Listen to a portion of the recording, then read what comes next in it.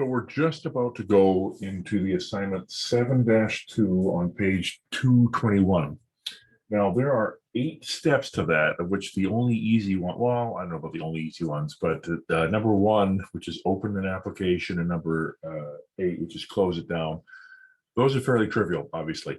But what I'm going to do is I'm going to break it up probably into 3 videos, because there's some really neat learnings that are going on there. So as we go, I'm going to open up a project solution. I've gone ahead just through where my starts. I actually made a copy of it so that I could go back in here again if I wanted to. But anyway, I'm going to start from scratch. But here's chapter 7. Oh, looks like I did a copy there too. But anyway, here's future value, and this is basically step 1. All right, good. We got step 1 going. Of course, we don't really see any code. Probably good, I think, to refresh ourselves on what future value actually does. So here's future value. And what we've been doing so far is we basically make a monthly investment of $100, interest rate of 12% a year. For 1 year, that $100 will become $1,281. Right, so there is that. Now, if you put in something bad, it blows up the entire application, and my application is now shutting down, and it's throwing its exception back to whatever called it, which in this case is the IDE. All right, so we don't want that. We want to actually control that with our own special processing. So let's end this. Now, a lot of what I'm about to do for these 3 questions is inspired by slide. Oh, it's just falling off my screen. Slide, come on, dude. Help me out here. Give me something to grab onto. There it is. Slide 14, which is basically on page 289.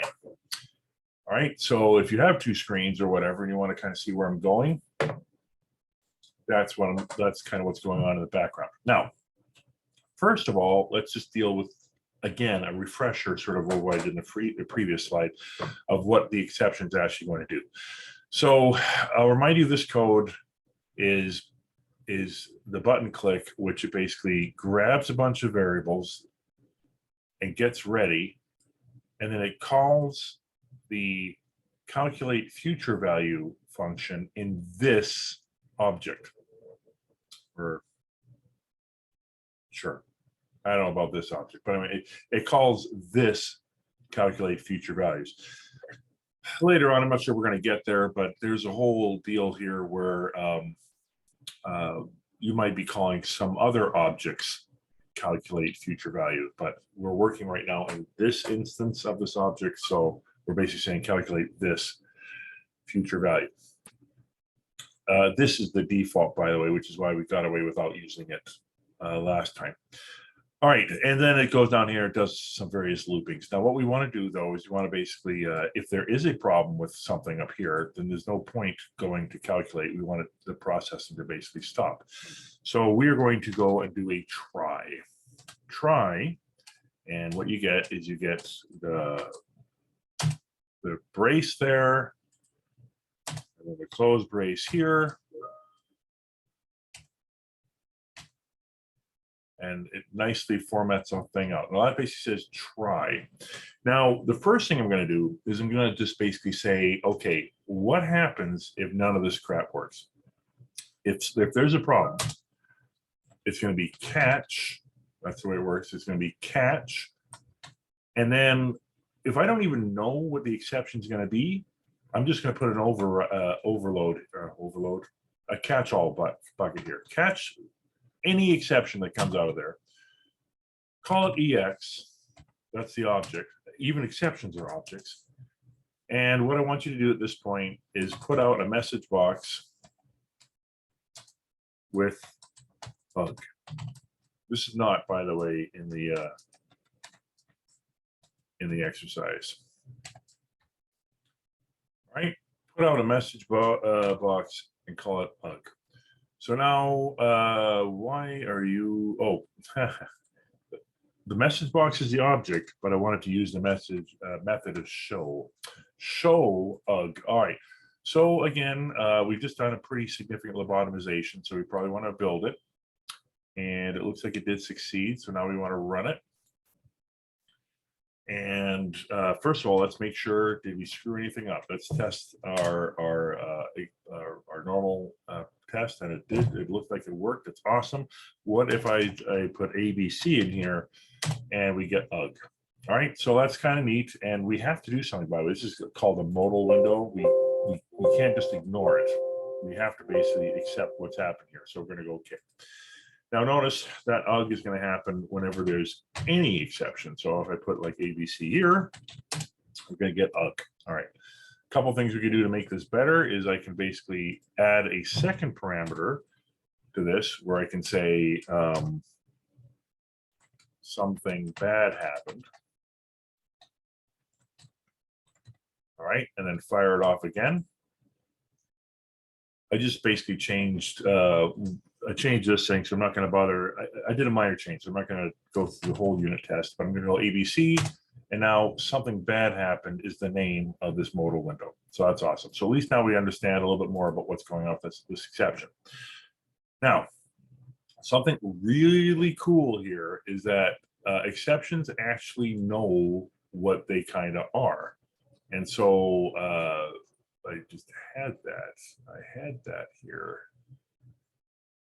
Oh, where did I put it? Where did I put it?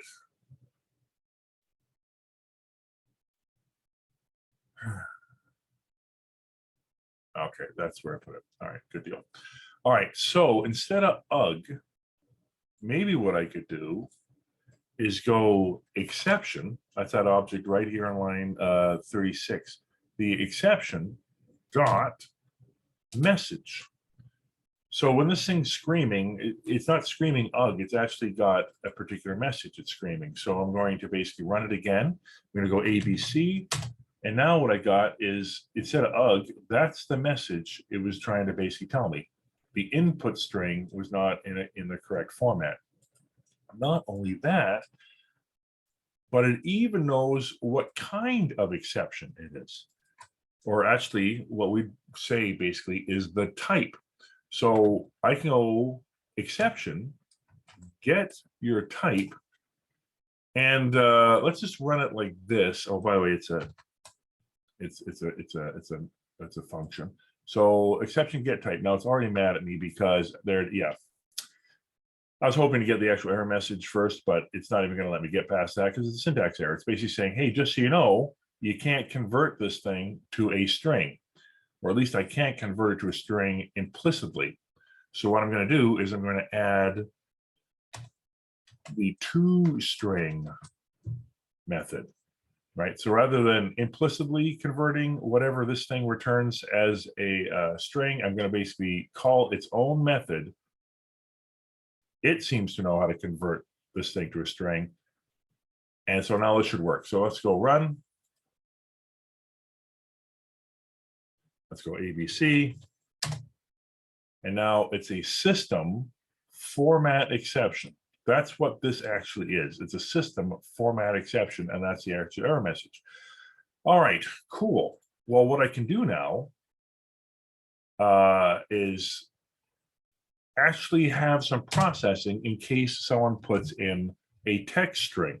I can go catch, and rather than just say catch an exception, I can say catch format exception. So if you get one of these format exceptions things, then could you please do something slightly different?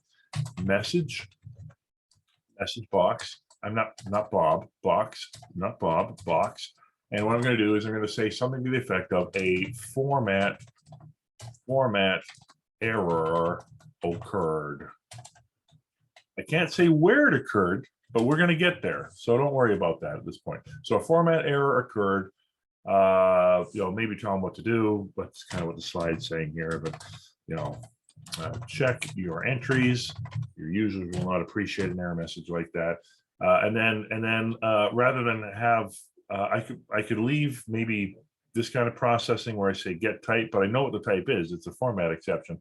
So at this point, I'm just going to put in something like, I don't know, I was just saying up here, entry error. All right. And where did the semicolon go? Okay, good. So we're good. Message box, and I did the same thing, by the way. Message box is the object I want to use the show method. All right, I'm going to go. I think I need more coffee for this. All right, so if I go ABC, I'm getting now an entry error, format error occurred, blah, blah, blah, right? So that's really cool. Now, let's go back, though, and make another error. So this guy is working just great when I have smaller numbers. If I get a large number, it's going to blow out an integer 32.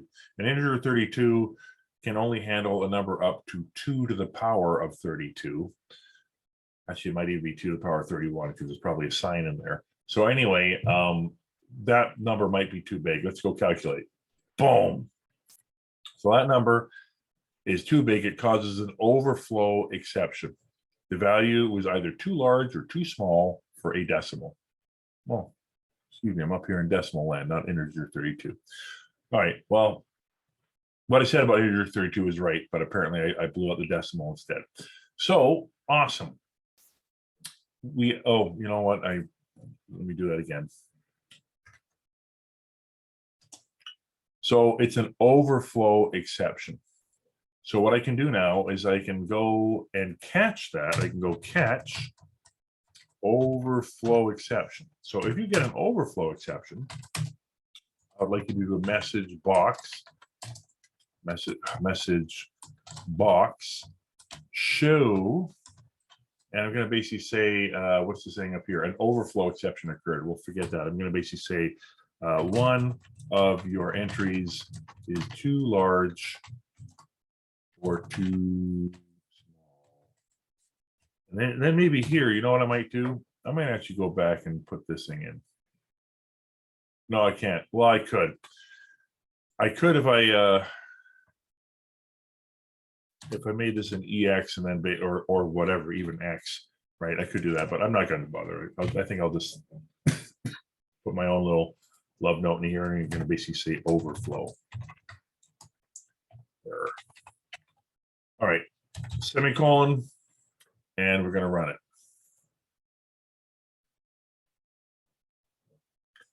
So let's make a really big number. And there it is. A format exception has occurred. Check your entries. So looking at that code, and then if you want, again, you can look back at this. What we kind of see is our tries where we put our like normal processing. Then we basically have a catch for format exception, a catch for an overflow, a catch for just a general exception. And then, by the way, what it's ultimately saying is that at the end, by the way, you do a clean. I didn't demo this, and it really doesn't matter in this case. I'm kind of focusing on the catches here. So when I look at my code, if you can get that working, that'd be great. That basically is what you see with numbers 1, 2, and 3. 3 says basically add another catch. That'll do with any other exception that occurs, and that's what's happening down here. That's number 3. And actually, you know what? I'm going to do number 4 in the next video. So right now, let's just focus on 1, 2, and 3. All right. So if you're comfortable with that, then you can move on to the next video.